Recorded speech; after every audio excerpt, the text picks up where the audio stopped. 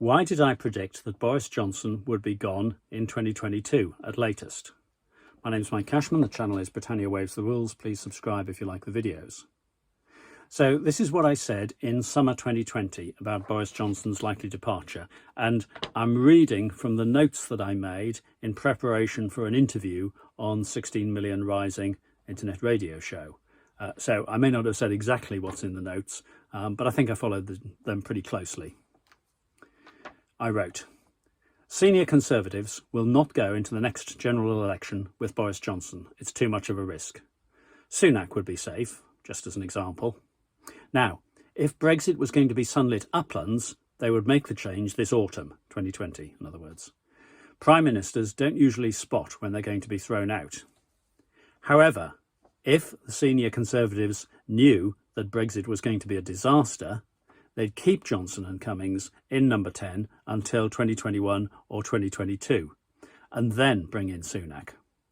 All the mess blamed on those who've gone, Sunak can start saying, 'My government has only been in power since the middle of 2022, just like Johnson did.' And what do we see?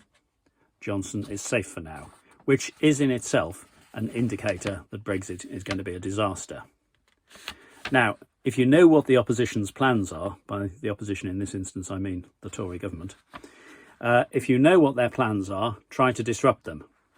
So my view is, if you thought getting rid of Johnson is a waste of time, we'd have another just as bad, think again.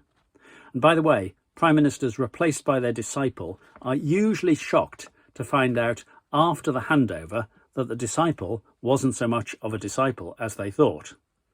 They followed out of loyalty rather than belief. Think of Thatcher and Major, for example. Tory MPs don't really like Johnson that much unless they think he can win elections. So it's the Sunday after Johnson's statement from Downing Street. I recorded most of the video yesterday. I was just putting the titles on. And it occurred to me, sort of pre-handling one objection, that you might say to me, well, Mike, that prediction was based on electoral calculations, was based on people judging the right moment to dislodge Johnson. But actually, when it came to it, it was a question of conscience. They couldn't stand what he'd done over Pincher. But I would say two things in response to that. Firstly, most of his challengers have been in his cabinet. Where were their consciences at the time of the lies about the no checks in the Irish Sea, the crony contracts, the covering up Owen Paterson, Partygate and so on?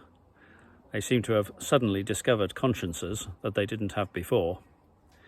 And secondly, I'd say that the wave of resignations was triggered by the resignations of Sunak and Javid, and those occurred at exactly the correct tactical time to allow a ballot of Tory MPs over the 2 weeks before the recess, and then allowing the ballot amongst Conservative Party members over the summer, giving a new leader a fairly easy ride up to the party conference in the autumn.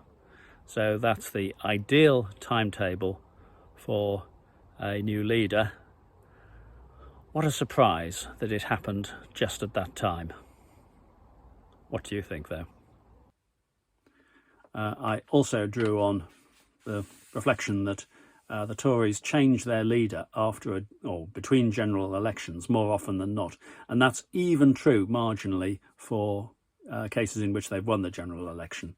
So Johnson would have to be one of the better Tory Prime Ministers in order to stay from one election to the next, if you work on that rule of averages, and he certainly isn't that.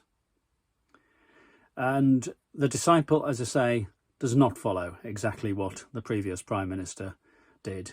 The outgoing Prime Minister might expect that, but that never happens for a very simple reason. Nobody goes into politics to become a Me Too Prime Minister, to become somebody about whom it's said, oh well, he or she just continued the work of the predecessor. They go in order to have their place in history, to make a difference, hopefully, but to make their mark, and they want to signal the differences within the first 3 months. So let us not expect that we will get another Boris Johnson. We may get somebody better, we may get somebody worse, but they will be different in their approach. That's my view. Please feel free to share yours. The channel is Britannia Waves the Rules. Thank you.